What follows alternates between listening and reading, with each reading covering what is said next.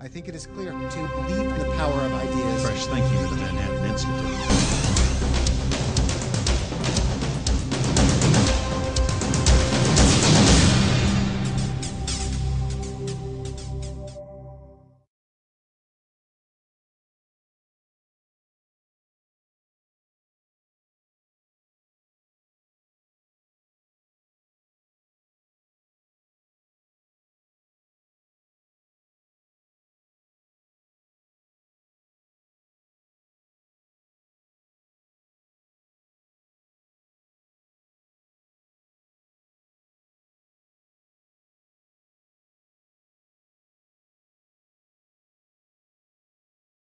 This panel is Policing and Terrorism, a report from the home front. Certainly the events of 9/11, and as we look back now after 10 years, have reframed in many ways what policing is about, how we consider security at home, new terms like homeland security, as well as new agencies have been introduced into the lexicon. So to frame the issue, and we've got a great panel here, and rather than go through the introductions, which lead up time, you do have the sheet with the bios, and if you look at Bill Bratton, Mike Downing, Rick Fuentes, and John Timoney, we've got the right people here. So to frame the issue, since 9/11, if you take the totality of the discussion that we've had to date, three things emerged that matter a lot. One was 9/11 itself, because it changed our view, as Mike Sheehan just pointed out, about scalability, that a foreign group that was not a state could reach into U.S. soil, kill 3,000 people on a single day in multiple locations. Prior to that, that was beyond our concept. Second thing that matters is the London planes plot. Why does that matter? It matters because, as we've also discussed, Al-Qaeda is not geared to run another $500,000, 2.5-year operation. But they showed us with the London planes plot that they could achieve plots that were capable of delivering 9/11 type casualties, 2,000 to 3,000 victims, on a really shoestring budget. So that was frightening and enlightening at the same time as a prevention. The third thing was Mumbai, because it actually challenged the issue of scalability. Maybe you didn't have to kill 2,000 to 3,000 people to matter if you accepted, as someone else said here earlier today, that terrorism is theater. Creating that drama and capturing the airwaves for 3 days with conventional weapons, AK-47s and homemade explosives, could you achieve the same level of fear and anxiety within a society about the government's ability to protect them? So you look at those three things and consider one other thing, which is, where's America's head on this right now? A 2002 poll found, logically so, after 9/11, 97% of Americans considered terrorism as the greatest issue facing our country and our government. A poll from August of this year by CNN showed that 3% of Americans believe that terrorism is the greatest issue facing our country right now, outpaced by the economy, jobs, housing, and so on. A Fox News poll, because you can always count on Fox, brought that up to 5%. So we know the people who are more worried about this are watching Fox. But still, if you take the 3 or the 5%, and then you take the changes in policing, you wonder how that affects our ability to sustain these efforts in police departments. So I will set that up as the first question, which is 10 years later, as budgets are growing smaller, as the federal money is going to start to continue to grow smaller, how has 9/11 in a decade changed policing? And what is policing's ability to sustain it? And that everybody's conclusion prior to this panel today is that in large measure this is working. Let me start with Commissioner Bratton. Well, the good news, John, I think coming out of 9/11 is that we have gotten better at the local police level of dealing with this issue. We've learned a lot, we've contributed a lot. A lot of the initiatives that have helped to make the country safer have certainly come out of local policing. New York certainly leading, LAPD, and many other agencies. We have also benefited in the traditional crime area by the gains that we've made in appreciating the importance of information, the gathering of it, the sharing of it, the analysis of it, and making intelligence out of it. And policing over the last 10 years has gone through several evolutions very rapidly.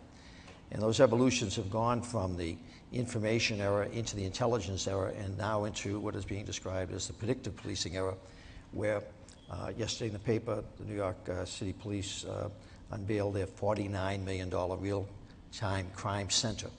And that center is really focused on much more significantly improved use of intelligence, but intelligence that is much more focused on the prevention of crime and predicting where it's going to occur rather than improving the reaction and response to it.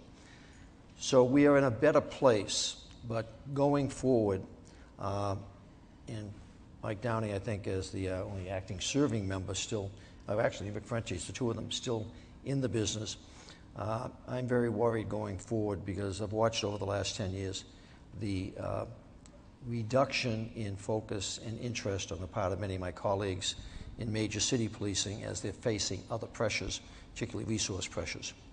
So that I see the continuing crises every day, police departments laying off people, police departments with fewer monies to work with, that the gains that we made on partnerships, intelligence gathering, technology are going to be eroded. And the focus on this issue, I think the polling you just talked about, the 3%, 5%, if you poll police departments, you'd probably see a similar number.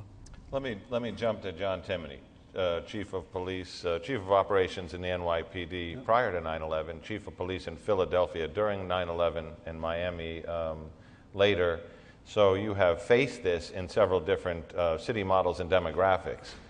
One of the most interesting things you said to me is the problem within policing and terrorism is that terrorism is boring, meaning it's tedious, intelligence collection and watching the front. And in police departments faced with real crime problems and substantive issues, it is hard to get people to maintain that focus. How do you see that as a problem across the country?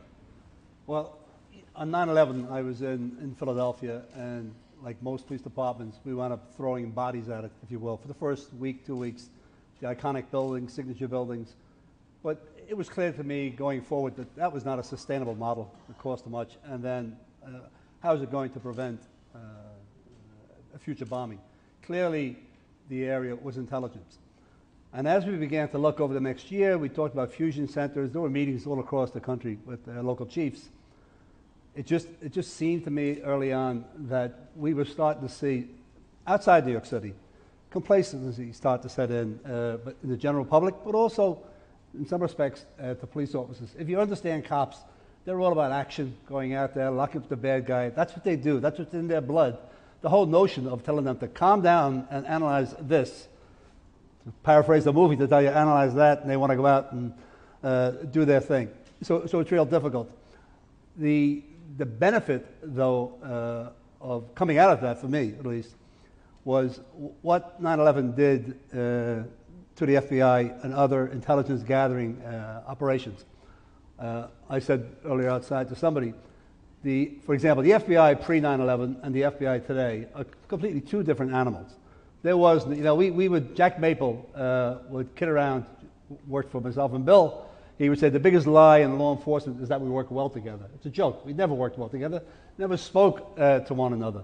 But the fact of the matter is, post 9/11, the FBI has done, I think, a very good job, not a perfect job, a very good job of sharing that intelligence. And they have, if you will, the requisite skills, the right people.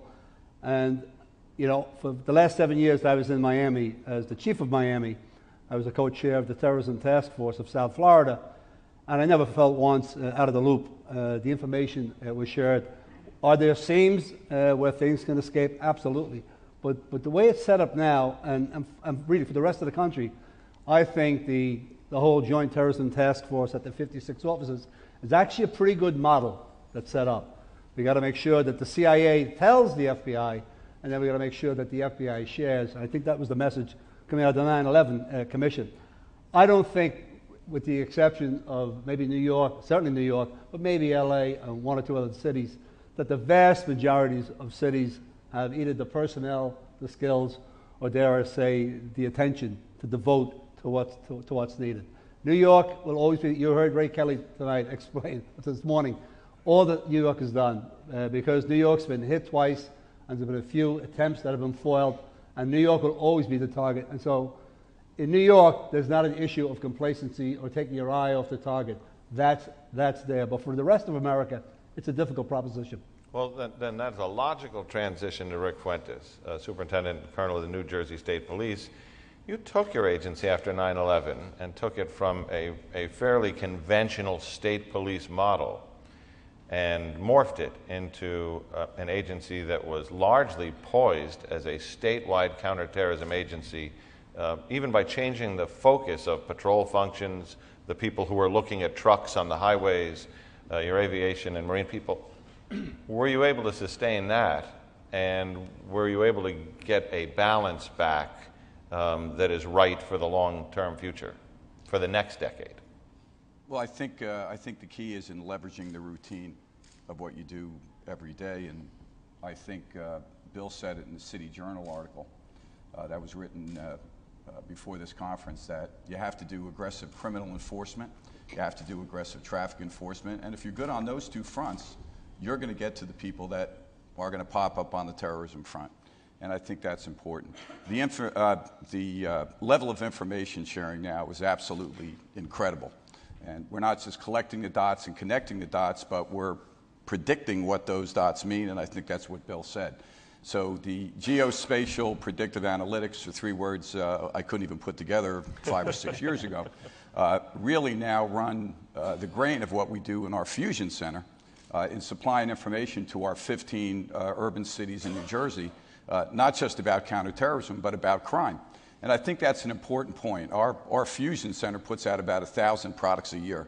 7 out of every 10 have to do with crime, and only 3 have to do with counterterrorism. So it goes to the heart of what the cities are concerned about, but also by giving those decisions or giving that information to police chiefs, you just allow them to be more or better decision makers in deploying their people. And if that happens, you're going to come up with those who are engaged in political crime as well as conventional criminal activity. So Mike Downing, taking that state police intelligence model and bringing it into a big city model, one of the big questions that comes up is, okay, everybody wanted a fusion center with Homeland Security dollars after 9/11, but 10 years later, people are looking at, are these things going to live, or are they going to wither? Can you separate terrorism from crime if you're running the fusion correctly? No, not at all. I think you have to keep them together. Our fusion center sits on 7 counties with 166 police departments that serve 18 million people. So there's an incredible opportunity to collect against the threat and also understand the criminal enterprise network and how those interact with the social networks.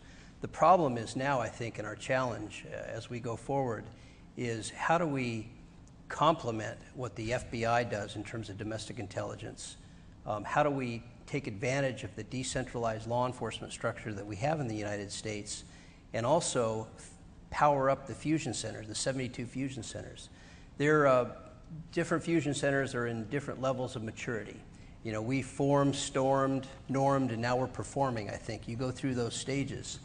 And a smaller department might ask, well, what's in it for me? And I think we have the opportunity to show what's in it for these smaller agencies is that we can help identify other criminal enterprises, other threats, whether it be gangs or whatnot. But to do that, we need, because right now I think collection is not focused. I think it's a bit haphazard. The suspicious activity reporting is a great baseline capability, and it institutionalized the idea of behavior and what we see.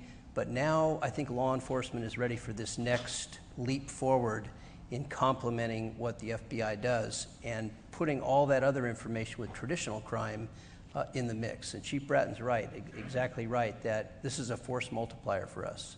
As we continue to collect this, refine our collection, develop anticipatory intelligence, we can exploit that and do more disruption.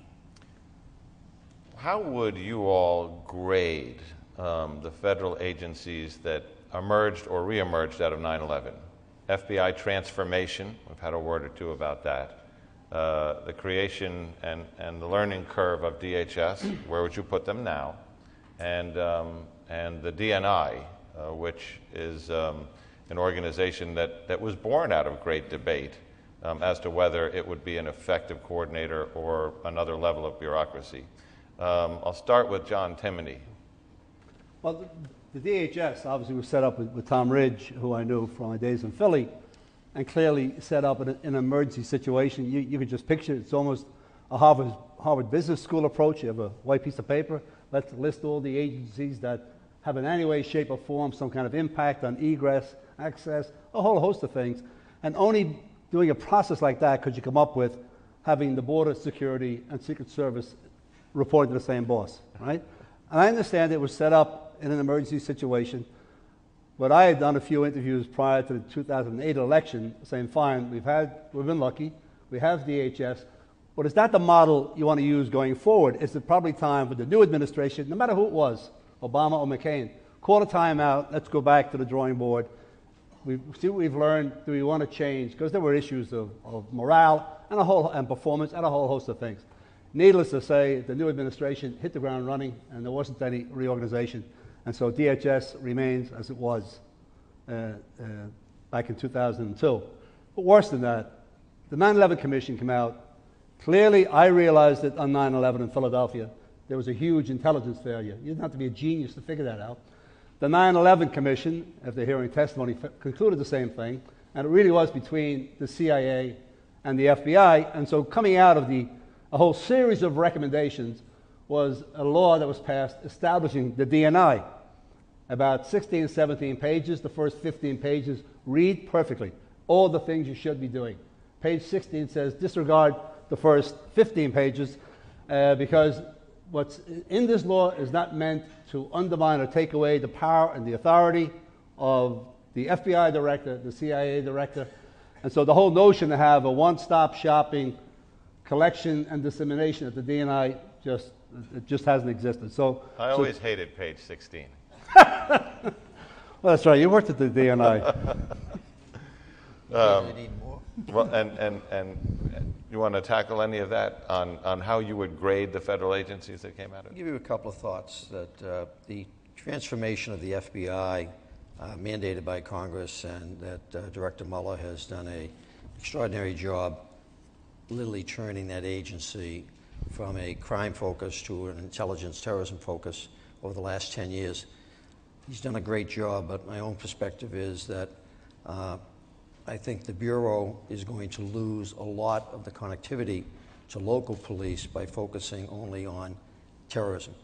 That if we appreciate that so much of the information, actionable intelligence relative to terrorism is going to come from traditional crime reporting, local police, the Bureau, which for most of its history has attempted to work with local police in that arena, in most respects failed. The relationships, as John reported prior to 9/11, were by and large not good. Post 9/11, there's been a real sea change in the relationships with the Bureau. I spent a lot of my time in LA working on that. Director Mueller has certainly done it through his field offices. But I think that very similar to the mistake that was made with Homeland Security, early on they created an entity that is still very unwieldy and is not doing all it's capable of doing. Same for the Bureau. I think the Bureau, by more narrowly defining its mission on terrorism, we are in fact weakening relationships between the Bureau and local police. That I think the Bureau really needs to be rethought in terms of its function, to have a dual function rather than the single focus that's going forward. Similarly, going back to the point about Homeland Security, the way it was created, and it was done like this, and we're still feeling the repercussions of it. I've been doing work recently with Border and Customs, and there's an entity that's been formed, but Border Patrol, their internal affairs investigations are done by a separate agency, ICE and the Inspector General. So that one of the things we certainly know in policing is you need to control your internal affairs. You need to deal with the issues of corruption. But here we create something where the Border Patrol has to rely on a separate federal agency to to do its corruption investigations. That's just one example of the nightmare that was created with Homeland Security. Well-intended ideas, but terribly unintended consequences. Similarly with the Bureau, I think in the rush to get the Bureau engaged into the issue of terrorism, I think they moved too fast. And unfortunately, in both the instance of DHS and the Bureau, the way Congress is so totally dysfunctional at this particular point in time, there is no ability to effectively, at this time, change the path, if you will. We're going down a road that is going to be extraordinarily bumpy, my prediction, going forward into the future. And that is one of the unfortunate legacies coming out of 9/11, where everything was all about terrorism, and we lost focus on the other things that are going on in America at the same time. Well, the FBI today is divided about 50-50, national security versus criminal. One of the questions is, if you're going to take 50% of your people and put them towards one area, because that's your top priority and you can't afford to miss there, did the agency need to get bigger? Is the FBI big enough? And that might be a question for another panel, but let me get to Mike Downing and Rick Fuentes. One of the greatest generators of information and intelligence is the generic work of police. Car stops, encounters on the street, calls to residences, observations made in responding to calls. You have worked, particularly Mike, and together with Rick, to figure out a way to lasso this information, because when you rub it up against other data, you start to find connections. Have you had the right support from the federal government, and how, to the extent that you have or haven't, have you gone forward and pulled this together? How do we harness what cops know? Well, there's certainly great opportunity with over 17,000 police agencies and 700,000 or 800,000 state and local cops throughout the United States. There's a great opportunity that hasn't been adequately tapped yet, I believe. And the SARS was probably the first process to do that. But I think we're still in kind of a centralized intelligence mentality. And when you look at the morphing of the threat, the evolution of the threat, the intelligence signal seems to be getting weaker in terms of the, as Brian would say, the stray dogs, et cetera. Let me just interrupt you to get to some mechanics, though. Okay. If there's 3 guys filming the buttresses that hold up a bridge in LA Harbor, and then there's 3 guys who end up filming the buttresses that hold up the base of a bridge in Dallas or Las Vegas or Chicago, and the police find that report and write it up, do those 2 reports find each other? Probably not likely. It's probably not likely because they're 2 separate fusion centers, unless intelligence products are written and shared, or they're part of a request for information process. But that's where we need to get better. We need to look at this virtual network that we have of 72 fusion centers. They need to market collection plans so it's not so haphazard, so it's very focused on what the threat is. And I represent one of 56 major city chief intelligence commanders, and if you were asked them today, what is your level of understanding of domestic intelligence in the United States on a scale of 1 to 10, they'd probably say a 6, because they couldn't say this is the threat domain, this is the adversary, this is his capability, this is his intent. And I think that's where we're headed. So now, that, you and said eventually, something else interesting a second ago. You said collection plans. Yes. Do most police departments, even big city police departments, understand intelligence collection plans, collection requirements, and things like the mechanics of that? Well, that's, I think, where the federal government can sponsor us. I know it's illegal for the federal government to task state and locals with this, but we have a collection plan. I'm sure New York has a collection plan. They're starting to have collection plans. As major cities, we're starting to say all major cities will have collection plans. But what we're lacking is capability, and because of that, collection is haphazard. So what we're asking for, what we have asked for, is federal sponsorship from DNI, from DHS, to not task us with collecting, but help set some guidelines for intelligence requirements based on the threat. What we see now is domestic intelligence impacts foreign intelligence impacts domestic intelligence, and state and locals really need some guidance to step up to the plate. They're building their competencies. We have a great infrastructure in place that is perfectly aligned to complement the FBI's program, but what we need now is training to build that capability. And Rick? Well, I think Mike is absolutely right. Until we include those 17 or 18,000 smaller departments in the country, we're not going to get to the finish line on information sharing. And if you look at most of the plots that have occurred domestically over the last 10 years, a lot of the pre-operational planning and hiding out and dress rehearsals and the buying of products to carry out those attacks occurred in the suburban or rural areas, and then the charisma of the attack occurred in the major cities. I think the major cities, the state police agencies, the federal government have fallen into line on the information sharing environment, but we're not quite there yet because of that smaller department that's still parked outside. Now, to pull that off, you're going to need a certain healthy amount of federal imperialism here. And I think that exists in the 72 fusion centers because, quite frankly, and I think as Mike pointed out, some of these fusion centers are all over the map in terms of their maturity and their baseline technologies, their privacy policies. So it requires a healthy level of federal environment to get everybody on the same page to establish uniformity. So I think when we do, and that's the thing I worry about most now. I worry about not the cities in New Jersey from an information gathering and sharing perspective. I worry about the smaller departments. Case in point was the Fort Dix Six, who came from a suburban to rural area in South Jersey, who practiced their weapons in Pennsylvania and in southwest New Jersey, really out of the sight of everybody but that small department. And until we link them in, we're going to have a problem getting to the finish line with this. So there have been an average since 9/11 of 4 plots targeting U.S. soil every year, up until 2008. And then something happens. It jumps to 8 plots and then 10 plots, and in 2011, we're well on track to beat that. Suddenly it doubled. We've talked about the narrative today. What have you seen in your cities? How has the narrative changed? And why has it suddenly become more appealing to more people at this level of growth?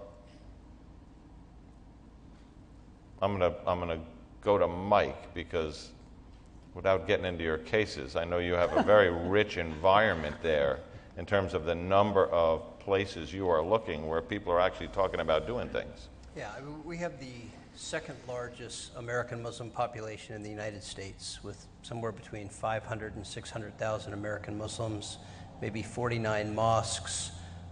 We deal, and that's a big part of our strategy, and actually Chief Bratton was there that helped design this, is to really overlay this community policing enterprise on top of diaspora communities that are pushed and pulled in different directions because of their home countries, because they feel oppressed, discontented, they have grievances, they're in this nonviolent struggle. So we spend a lot of time in mosques, at community events, talking to leaders, talking to grassroots organizations.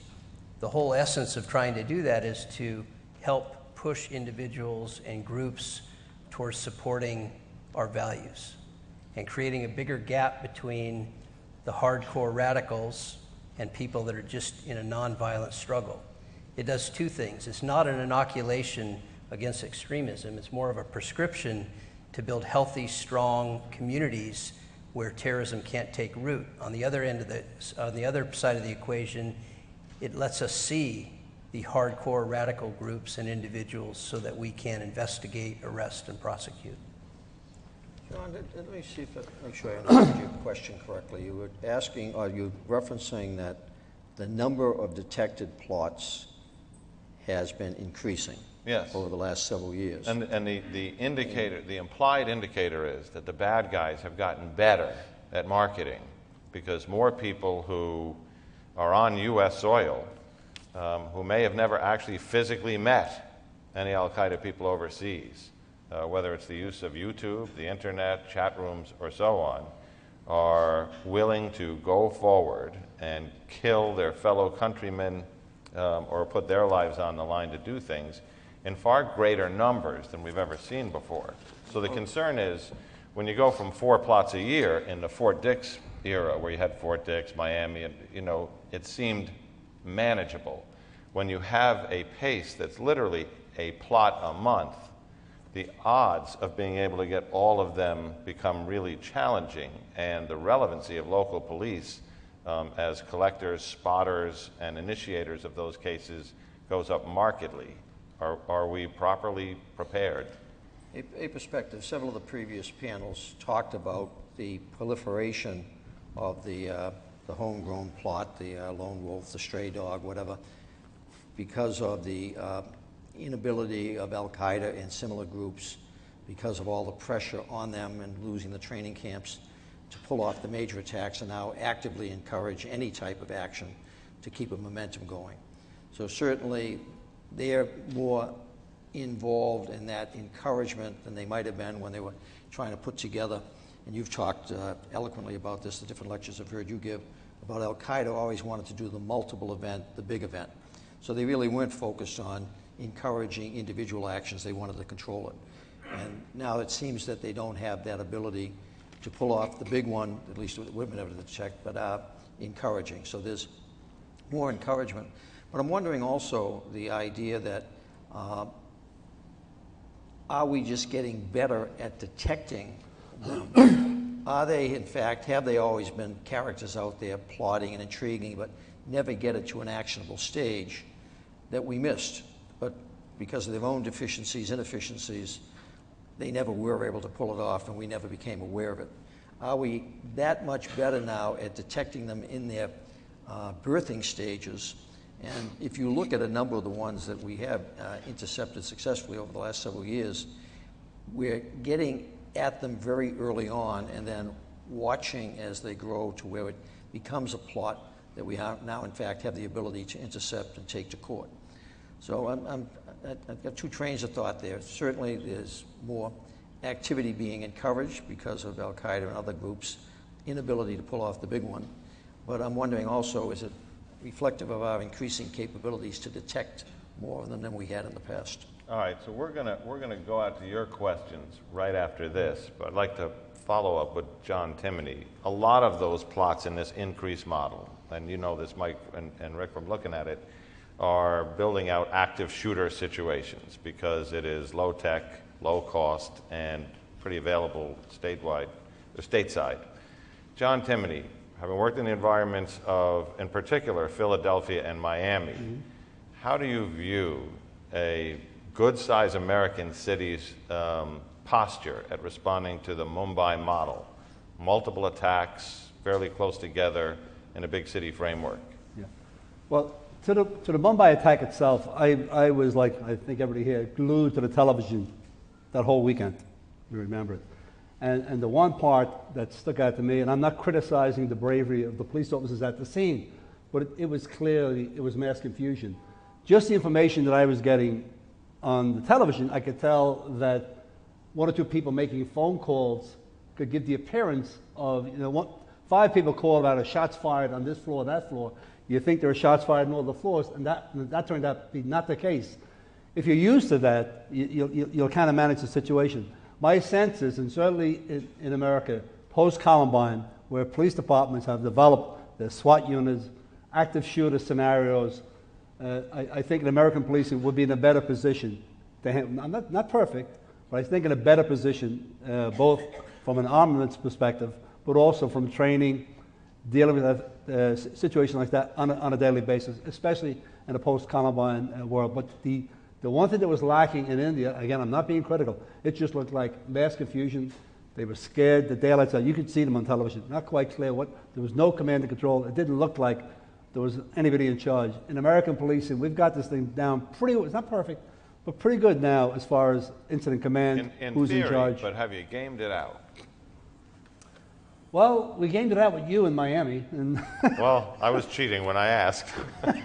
No, and when you see a situation like that, when you have a seaport city, when I first got to Miami, I said the vulnerabilities here are not by the air, it's by the water. There's so many, it's a huge bay, so many tributaries, islands, there's a million ways. And then you look down from a helicopter, and there's 10,000 white recreational boats. They all look the same. They have drugs, guns, explosives. It's a real difficult situation. And I think cities like Miami, the vulnerability isn't from the air or something like that. It's coming in through the waterways, something similar to Mumbai. And when you have hotels along the coastline, in various shapes and forms, it's a real difficult task. So looking at Mumbai, how did LA have to re-engineer how they looked at the active shooter situation if it broke out in 4 places at once with the injection of wild cards like exploding taxis and bombs?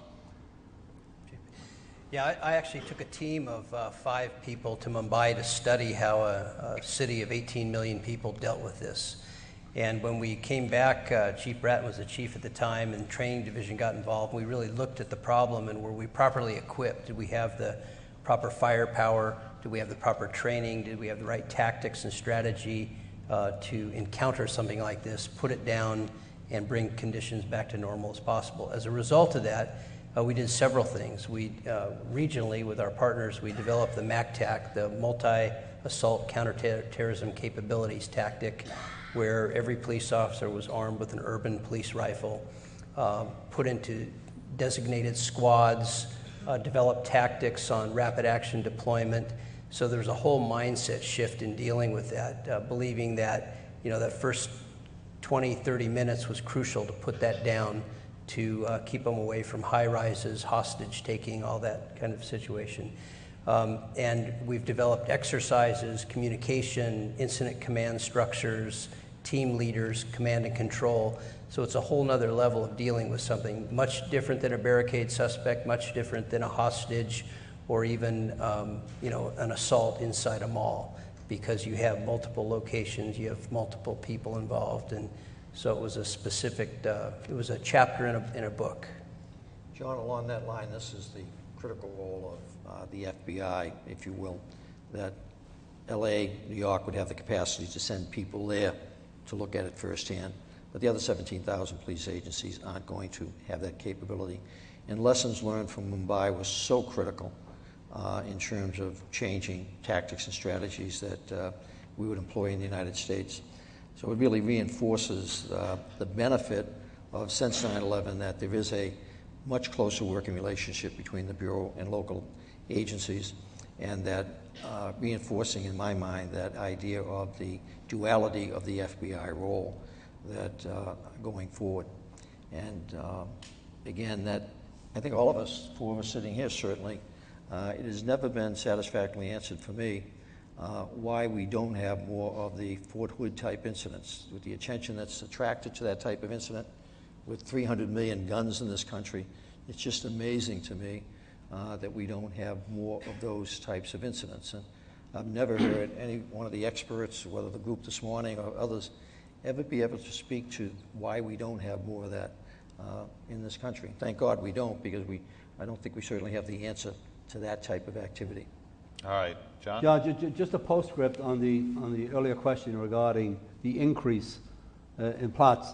And my sense is, traditional, whether it's in Israel or here, where you isolate somebody, you go in, you have a person work them over, create a suicide bomber or some kind of an attacker. All that's been done on the internet now. Awawi is it's a classic example. Fort Hood, he's able, through the internet, to reach mass audiences where he doesn't have to go in and just target a specific person and go through the ritual of converting him over to be a bomber, a shooter, what have you. He's got a larger audience. And so my sense is it's the internet and the television, the images on television of the wars and what have you, and then the ability of the internet, if you will, to as a rallying point. I think if you look at what Mike Sheehan framed earlier as, the 3 plots where you could argue they succeeded and we failed, or as Commissioner Bratton wrote in a Daily News op-ed, the reason the plane didn't blow up over Detroit is not because we did everything right, it's because they did something wrong.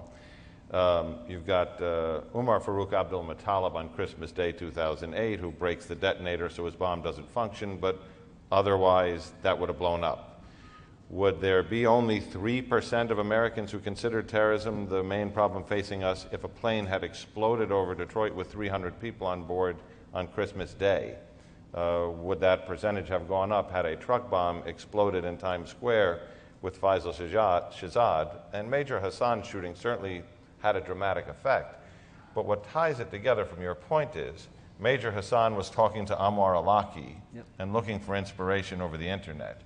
Abdul Muttalib was recruited by Anwar Alaki and inspired person-to-person, trained and sent on his way. And Faisal Shahzad, who put the truck bomb in Times Square, said, I watched Anwar Alaki's videos on YouTube, and nobody else ever broke it down for me the way he did. When I watched his videos, I thought he was talking to me. So it raises the question that tags on to your observation about why haven't we had more of these. Has Al-Qaeda figured out in the narrative that the messenger is more important than the message when you have someone with charisma like that who's reaching people? Speaking of reaching people, let's go for questions. I'm going to go dead center right there. And a mic is coming your way, and just if you could give your name as you go. Stanley Goldstein. In police work, profiling, however you term it, has been a big weapon for 2,000 years. How much of an impediment is local governments and civil liberties unions in hindering police in the local and national level? Who wants to tackle that? Don't jump up all at once. I'll take a whack at it. Listen, there's always going to be tension between the police establishment and the civil rights community. There always is, and that's just a fact. It's depending on what city you're in. I think people will be willing to tolerate the police more. I don't think anybody could have articulated what the mission of the NYPD is today better than Ray Kelly did this morning. He's the guy that's got the obligation to protect these citizens, and he's not violating civil rights willy-nilly. He has a system set up that, and I know him, that he's not going to do this with the idea of, I don't care how I get to the end by hook or by crook. That's not his style. But at the same token, he shouldn't be constrained, if you will, by such artificial things that come out of the 60s, like the hand shoe decision. I sat on the hand shoe commission when Bill Bratton was the police commissioner.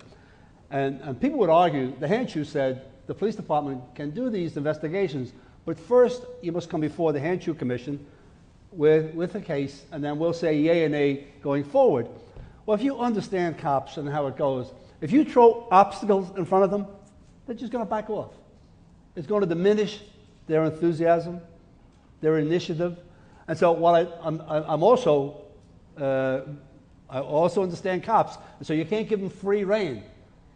So there has to be a balance, and I think Ray Kelly in the city has achieved that balance, not violating civil rights, but being very aggressive. And by the way, I said to a few people this morning, that sounded like his unapology tour, if you will, that he articulated what his responsibilities are, and he's not backing down. And at the same token, he's not violating people's rights. Okay, to the man in the pink tie. Now, I gotta say, I mean, the bar has been set very high this morning because you have socks that match your tie and handkerchief. Can you say that?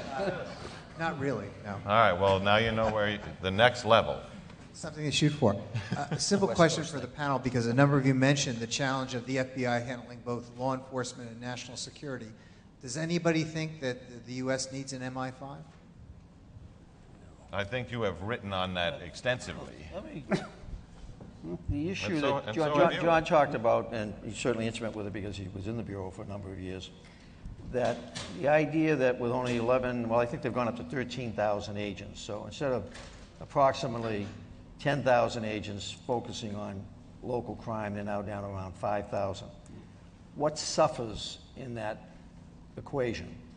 We certainly benefit by all the extra attention to terrorism, but in the recent financial issues the country found itself in, with all of the potential opportunities to go after criminal activity and the collapse of the housing market and all of those areas, the Bureau didn't have resources to investigate that, and I would argue the financial loss from that activity and the impact in the United States and some of the criminal elements of that is more significant than the events of 9/11, other than the serious loss of life, the 3,000 lives that were lost.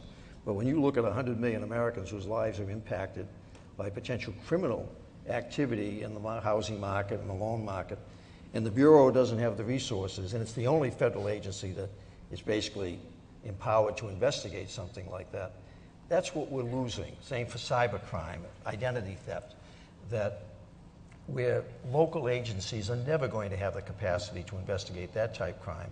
It has to be done at the national level. But by having the resources of the agency that's responsible for that, we all end up suffering. So are you arguing that the Bureau needs to Bureau be needs made... many more people. So it needs to be made bigger, but the pointy end of the question was, and Mike Sheehan sat up here today and said, you know, we don't do it as well as the Brits. Is there a place for the MI5 model in America, a non-police domestic intelligence agency? No, I don't believe so. I believe that... Okay. What we've talked about this morning up here, the premise of the sharing of information between the local and the feds is better now than it's ever been. And the idea is we're losing some of that benefit because the feds, half of their resources are no longer focused on local crime. Similarly, if you break off from the Bureau and set up a separate agency to do terrorism, and then the other one is only focused on crime, you're effectively repeating the mistake of the CIA and FBI division that was mandated by Congress back in the 70s and 80s, where they couldn't talk to each other. So I don't think by creating a separate agency to investigate terrorism, a separate agency to investigate crime, would solve anything. If anything, my thinking is you enlarge it to handle the crime issue as well as the terrorism issue. All right, we're going to go out again. I'm going to get to you in a second, but I'm going to go back right there. And just identify yourself with the question. Neil Sullivan. After 9/11, there was a lot of talk about the battle of ideas. And remember Karen Hughes was put up in the White House as fighting that battle. I don't hear anything about it anymore. Is there a battle of ideas domestically? Apparently the threat is greater here on those internet sites or in certain communities. Are we fighting that front? I'm gonna go to Mike Downing or Rick Fuentes. In the battle of ideas in policing, where has that developed in terms of the function of policing allowing itself to have the community involvement with people to check the counter-narrative? Yeah. I mean, we dealt with that a lot in our 5 years of outreach with the Muslim communities. We've talked about the development of a counter-narrative, and we kind of settled on it's really more effective to shoot holes in the narrative that exists.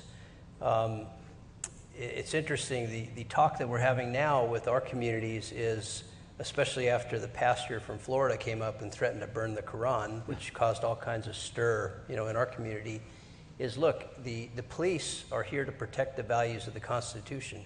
We protect the sacred text of the Quran, we protect the sacred text of the Torah, we protect the sacred text of the Bible, and we need you to protect the sacred text of our country, which is the United States Constitution and the principles that exist in that. And so we've asked these groups to put in their mission statements to talk to their congregation about how important that is. And then the other groups that denounce that, you could tell who is not supportive very, very easily and very quickly. And so that's the narrative we're dealing with now in our outreach, is how important it is for these communities. In fact, we've even asked the 18-member FIG Council of North America to, as a Sharia principle, to acknowledge that the United States Constitution is the supreme law of the land. And I think that's where we're headed with our narrative. Okay, right there. I could probably do it at the microphone. The theme you started, John, Lydia Staiano, you started, John, by discussing and questioning sustainability. And it's one of the issues that I've heard at every single panel, and nobody has really taken it on. One of the things I think we always forget about, because we are always talking amongst ourselves so much, both as practitioners and academics, is that there are 335 million people we have to re-engage. We heard a lot about narrative, all different kinds of narrative. We have failed dramatically to maintain a narrative with the American public who are going to be the people who are going to say, yes, we're not just 3 or 5% anymore. We have to invest these dollars because we are being publicly educated. There are a couple of points I just want to put out, and I always do this. Okay. Really, the statement is, the idea is to conceive of and start creating discussions with your public, with the public, the American public. And there are a myriad of ways to do that. It's being done at Northcom, and I just implore that you kind of take a look at what Northcom, ARCOM are doing in the J7, and it is making a difference. All right. Anybody want to sum up, because to stay on track, because we're right to the minute here. We have the luxury of 20 seconds. Who would like to close? Give it to you, Joe. All right. To close, then, I think you framed the closing perfectly, and I compliment you and your team on the work you do with police departments and with the State University Center and so on, because it keeps them focused. They say nothing succeeds like success, and when you look at the discussion thread today about 10 years after 9/11, with threats of a storm of airplanes and things that would make us forget all about 9/11 and the streets would run red with blood, the idea that we've gotten by with a nearly 100% record, certainly 100% if you talk about an attack on the level of 9/11, we have succeeded as a team. Special forces, the intelligence community, the law enforcement community linked together. That's the good news. The flip side is, and the fact that we're having these conferences 10 years later is a sign of continued focus, is success in another way has been our worst enemy. They were about to cut staff at the National Counterterrorism Center until the Christmas Day plot showed them that they were drowning in information. So rather than cutting 65 analysts, they added 100. The point is, sometimes the only way for a country to sustain this level of focus over this amount of time is for something bad to happen to remind people of the possibility. The near misses may not be dramatic enough. And while we've stayed focused for 10 years, when you look out at a problem that, as you have often said, is not going away this year or next year, what will our ability to be to continue succeeding, but also to sustain and fund this level of effort? And I think that will be how we close today, with an open question that may set the table for the afternoon. I think it is clear how fortunate we are to believe in the power of ideas. Supply the common sense and the fresh thinking of the Manhattan Institute.